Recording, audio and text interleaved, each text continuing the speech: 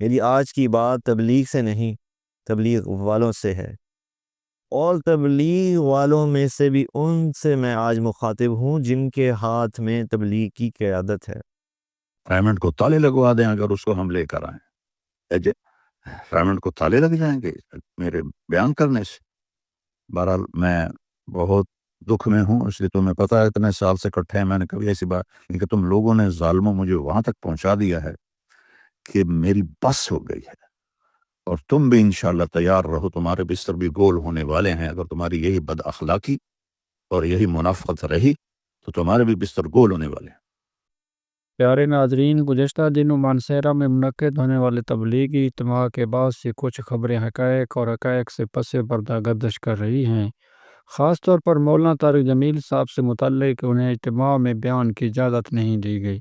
آج ہم اس حوالے سے تفصیلی بحث کریں گے اور دونوں فریقین کے موقف کو بیان کر کے حقائق کو جاننے کی کوشش کریں گے۔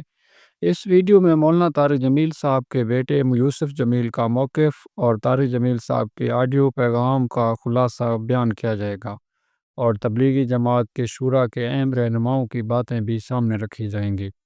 مولانا طارق جمیل صاحب کو مکمل حق حاصل ہے کہ وہ اپنے جذبات، موقف اور تجربات کو بیان کریں۔ وہ برسوں سے دعوت و تبلیغ کے میدان میں محنت کر رہے ہیں، لاکھوں دلوں کو جھنجھوڑا ہے، بے شمار افراد کی زندگیوں کو بدلنے کا ذریعہ بنے ہیں۔ اللہ تعالیٰ نے ان کی زبان میں وہ تاثیر رکھی ہے جو صرف خلوص اور مسلسل جدوجہد کے نتیجے میں نصیب ہوتی ہے۔ میری ذاتی رائے میں ان کی خدمات اور اثر انگیز دعوت کو کسی بھی اختلاف کی بنیاد پر نظر انداز کرنا یا ان کی شخصیات پر تنقید کرنا انصاف نہیں ہے۔ ہمیں یہ یاد رکھنا چاہیے کہ دعوت کا کام شخصیات سے بالا تر ہے، اور اگر کسی شخصیت نے مخلص ہو کر دین کے لیے کام کیا ہے تو اسے عزت دینی چاہیے۔ تاہم دوسری طرف یہ بات بھی حقیقت ہے کہ مولانا طارق جمیل صاحب اس وقت تبلیغی جماعت کے موجودہ نظم یعنی مرکزی انتظامی ڈھانچے کا حصہ نہیں ہے۔ ایسے میں اگر وہ کسی اجتماع میں بیان کی خواہش رکھتے ہیں تو یہ ضروری نہیں کہ نظم ان کی خواہش کو تسلیم کرے۔ ہر تنظیم کا اپنا ایک نظام اور ضابطہ ہوتا ہے، اور جب کوئی شخص اس نظام کا حصہ نہ ہو تو اس کے مطالبات کو تنظیمی دائرے میں رکھنا مشکل ہو جاتا ہے۔ مولانا طارق جمیل صاحب آج ایک عالمی سطح کی معروف شخصیت ہیں۔ ان کا بیان کسی بھی جگہ ہو، چاہے جنگل میں ہو، ہزاروں لوگ سننے آتے ہیں۔ لہذا یہ بحث کہ انہیں اجتماع میں موقع ملا یا نہیں، میرے خیال میں اتنی اہم نہیں جتنی اس بات کی اہمیت ہے کہ کام کی وحدت، اخلاص اور اجتماعیت برقرار رہے۔ اس حوالے سے کچھ افراد یہ بھی اعتراض کر رہے ہیں کہ مولانا صاحب کا جھکاؤ کسی خاص سیاسی جماعت کی طرف ہے۔ یہ بھی ایک غیر منصفانہ رویہ ہے۔ مولانا طارق جمیل صاحب نے ہمیشہ ہر طبقے، ہر سیاسی جماعت اور ہر فرد سے تعلق رکھا ہے۔ انہوں نے نواز شریف کی اہلیہ کا جنازہ بھی پڑھایا اور دیگر سیاسی رہنماؤں کے ساتھ بھی ان کے روابط رہے۔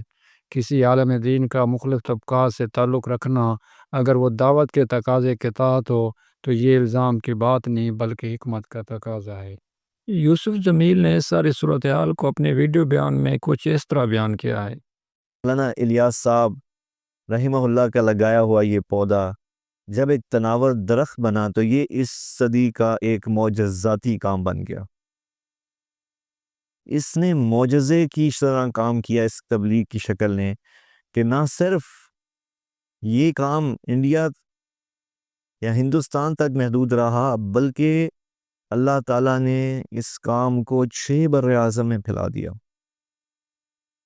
اور میرے معزز ناظرین، ہزاروں نہیں، سینکڑوں نہیں، ہزاروں نہیں، لاکھوں لوگوں کو ہدایت کی روشنی ملی۔ ہر طبقے کو اس کام نے ہٹ کیا، ٹچ کیا، اور ان کی زندگیوں کو بدلتا چلا گیا۔ کہ آج میں تبلیغ سے نہیں، تبلیغ والوں سے مخاطب ہوں۔ میری آج کی بات تبلیغ سے نہیں، تبلیغ والوں سے ہے، اور تبلیغ والوں میں سے بھی ان سے میں آج مخاطب ہوں جن کے ہاتھ میں تبلیغ کی قیادت ہے۔ اور جو میں بات کرنے جا رہا ہوں، میں انتہائی دکھ کے ساتھ، انتہائی تکلیف کے ساتھ میں یہ پیغام ریکارڈ کروا رہا ہوں کہ جس طرح اس عظیم کام کو لے کر چلنا تھا تا قیامت، اور جس طرح اس کام سے فائدہ پہنچنا تھا تا قیامت، آج میں ان اپنے تبلیغ والے محترمین سے مخاطب ہوں جن کے ہاتھ میں اس کی قیادت ہے۔ بدقسمتی سے بڑی ہی بدقسمتی سے ان کی ترجیحات کچھ ایسی بدلیں کہ اس تبلیغ کے خوبصورت کام کا شیرازہ بکھر کے رہ گیا،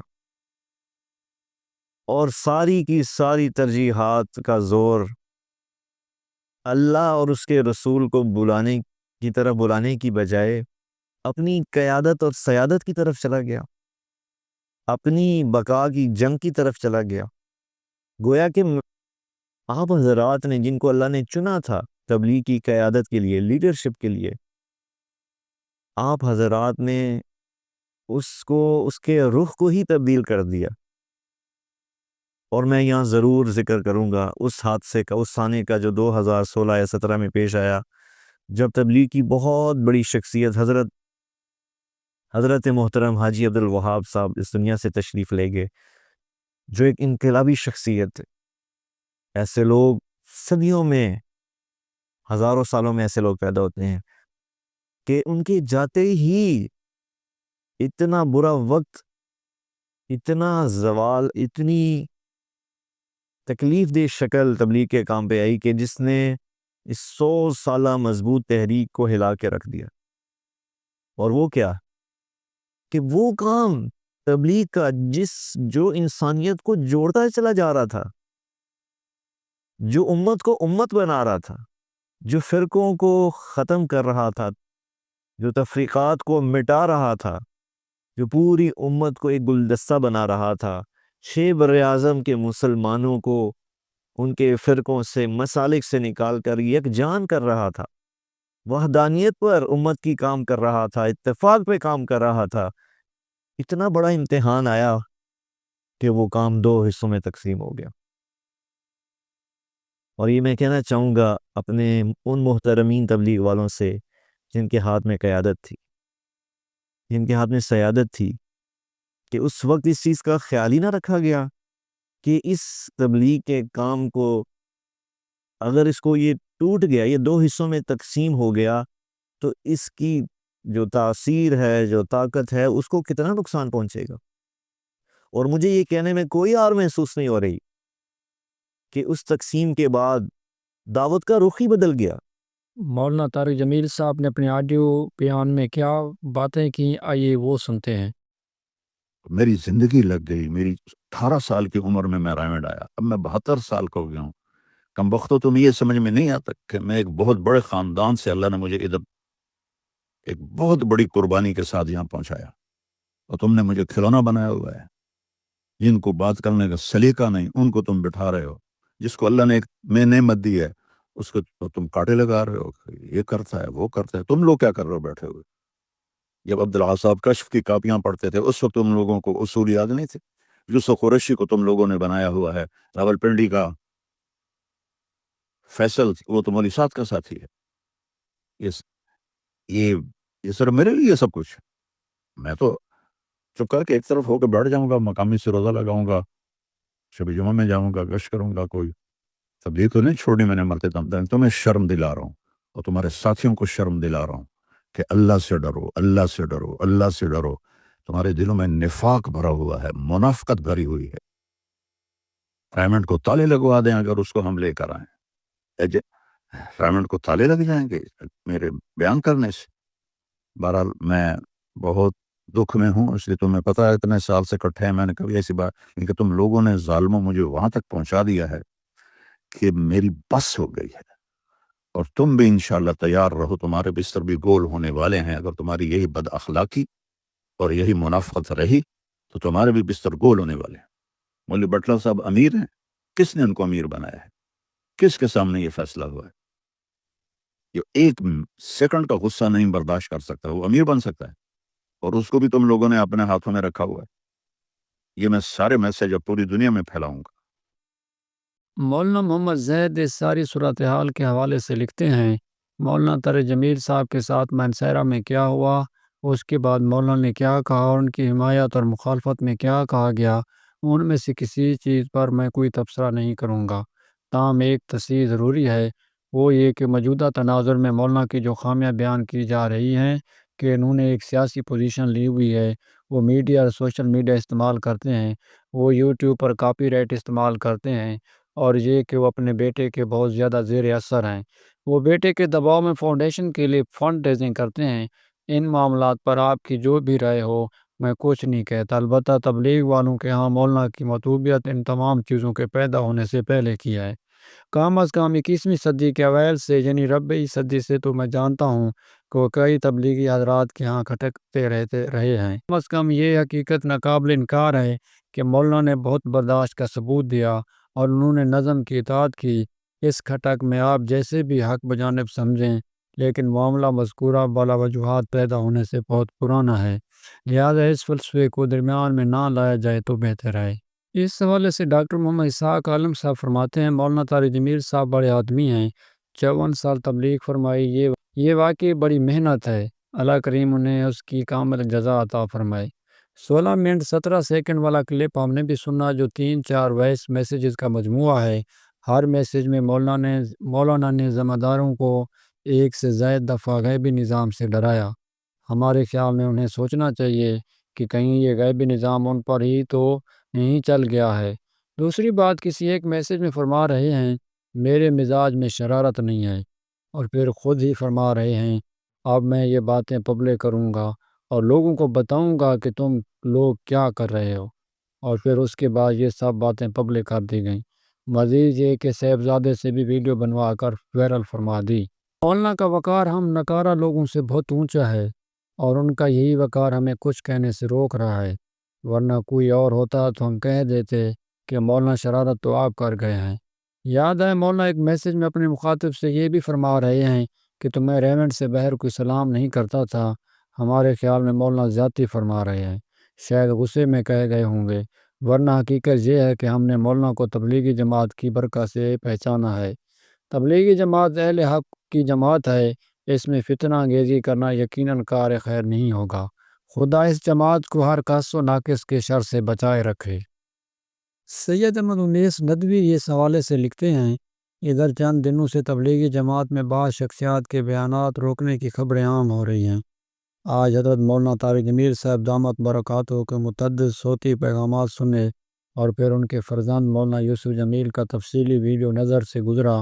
گزشتہ دنوں مانسہرہ کے اجتماع میں مولانا کی شمولیت اور ان کا بیان روکنے کے لیے جو حرکتیں کی گئیں وہ سب تاریخی تسلسل کے ساتھ تفصیل سے معلوم ہوئیں۔ پہلے کچھ اصولی باتیں سمجھ لیجئے۔ جماعت تبلیغ کے متعدد مقدمین و متاخرین، اکابر و اصاغر پر یہ الزامات لگتے رہے ہیں کہ وہ صلاحیتوں کے قدردان نہیں ہوتے۔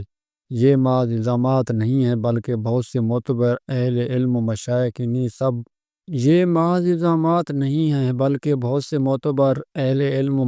انہی سب وجوہات کی بنا پر جماعت کے کام سے متنفر ہوتے گئے۔ بعض نے خاموشی سے علیحدگی اختیار کی اور بعض نے حقائق لکھ دیے۔ واقعہ یہ ہے کہ جماعت تبلیغ کے غیر تربیت یافتہ امراء و زعماء نے علم اور اہل علم کی خوب ناقدری کی، ان کی صلاحیتوں کا مثبت استعمال نہیں ہونے دیا۔ اگر آپ کو جماعت تبلیغ میں کچھ کام کرنا ہے تو پھر آپ اپنی پوری فکر کو بالائے طاق رکھ کر ان کے نظریے اور افعال میں پوری طرح ضم ہو جائیے، تب تو ٹھیک، ورنہ آپ کا علم و تفقہ، بصیرت و خشیت سب نظر انداز کر دیے جائیں گے۔ کام سے ربط رکھنے والے علماء و مشائخ کو بھی نظر انداز کرنے کا یہ سلسلہ یہی نہیں رکا، بلکہ غیر تربیت یافتہ علم و بصیرت سے محروم افراد کے آگے آنے سے نوبت یہاں تک پہنچی ہے کہ خود اس محنت میں پورے اصولوں کے ساتھ 40-50 سال قربانی دینے والے پرانوں کو بھی محض بہتان اور الزام کی بنیادوں پر نظر انداز کرنے کی کوششیں ہر علاقے میں شروع ہو گئیں۔ جہاں تک حضرت مولانا طارق جمیل صاحب ضلع کے حالیہ قضیے کا تعلق ہے تو مولانا کے صوتی پیغامات سے آپ 40 سال کا درد محسوس کر سکتے ہیں۔ مولانا تو صبر و اخلاق کا پیکر ہیں، لیکن بہرحال انسان ہیں، بڑے سے بڑا حلیم و بردبار بھی کسی خاص موقع پر بہہ پڑتا ہے۔ ایسے میں جو اس پوری تاریخ کو نظر انداز کر کے صرف اس ایک واقعے سے نتیجہ نکالے گا وہ یقینی طور پر غلط نتیجہ اخذ کرے گا۔ اس قضیے کے پیچھے دوسری اہم وجہ سیاسی علماء کی طرف سے سامنے آنے والا وہ دباؤ بھی ہے جو مولانا کی شخصیت کے ساتھ گزشتہ چند سالوں سے مستقل وابستہ ہے۔ ویسے یہ سارے فتنہ پرور مل کر تنہا مولانا کی شخصیت کا مقابلہ نہیں کر سکتے۔ رہی بات تحریک کی تو اس کی باقی ماندہ رمق عام مخلصین کی برکت سے ہے۔ اس جوڑ توڑ کی سیاسی دینی محنت سے نہ تو اخلاص باقی رہتا ہے اور نہ نصرت الہی اس کے ساتھ ہوتی ہے۔ صف اول کی اکثریت جب اس مزاج کے ساتھ کام کو لے کر آگے بڑھ رہی ہے تو اب یہی سب اثرات کام کرنے والوں میں شہر شہر داخل ہو رہے ہیں۔ اپنی اپنی سطح پر ایک سے بڑھ کر ایک بازی گر موجود ہیں۔ لکھنؤ مرکز بھی اس ہفتے اسی قسم کی سطحی ڈرامے بازی دیکھ چکا ہے۔ دوسروں کی صلاحیت، مقبولیت اور نیک نامی سے حسد، کینہ اور بغض انسان کو کہیں کا نہیں چھوڑتے۔ ان رذائل سے گھرا ہوا انسان دنیا سے آخر تک ذلیل و رسوا ہوتا ہے۔ اللہ تعالی ہم سب کو ان شرور و فتن سے محفوظ رکھے۔ اب آتے ہیں اصل نقطے کی طرف جو مولانا یوسف جمیل صاحب نے بھی ویڈیو میں اٹھایا ہے اور جو یقیناً ایک مضبوط، سنجیدہ اور غور طلب نقطہ ہے۔ جب یہ اختلافات اور تقسیم کے آثار پیدا ہوئے، جب جماعت کے اندر گروپ بندی شروع ہوئی اور جب عمارتوں، ناموں اور نظاموں کے جھگڑے اٹھے تو اس وقت جماعت کے بڑوں نے کیوں مداخلت نہیں کی؟ کیوں انہوں نے بر وقت بیٹھ کر معاملہ سلجھایا نہیں؟ کیوں یہ نوبت آئی کہ آج دنیا بھر میں بالخصوص UK میں تبلیغی جماعت کے اندر واضح تقسیم دکھائی دے رہی ہے؟ یہ سوال صرف مولانا یوسف جمیل کا نہیں، یار اس شخص کا سوال ہے جو دین کی دعوت سے محبت رکھتا ہے، اور اس کا جواب بھی انہی بڑوں کو دینا چاہیے جن کے ہاتھ میں تنظیمی فیصلے تھے۔ آج دعوت کے کام میں وہ تاثیر کیوں نہیں رہی؟ وہ اخلاص، وہ روشنی، وہ دلوں کو بدلنے والی فضا کہاں گئی؟ یقیناً اصلاح کا دروازہ ابھی بھی کھلا ہے۔ اگر نیتیں صاف ہوں تو غلطیاں تسلیم کی جا سکتی ہیں اور ماضی کو درست کیا جا سکتا ہے۔ امت کے اجتماعی کاموں میں اختلافات فطری ہوتے ہیں، لیکن انہیں سنبھالنا بڑوں کی ذمہ داری ہے۔ اللہ تعالی ہمیں ہر فتنے سے محفوظ رکھے، اخلاص عطا فرمائے اور دین کے کام کو جوڑنے والا بنائے، توڑنے والا نہیں۔ آمین یا رب العالمین۔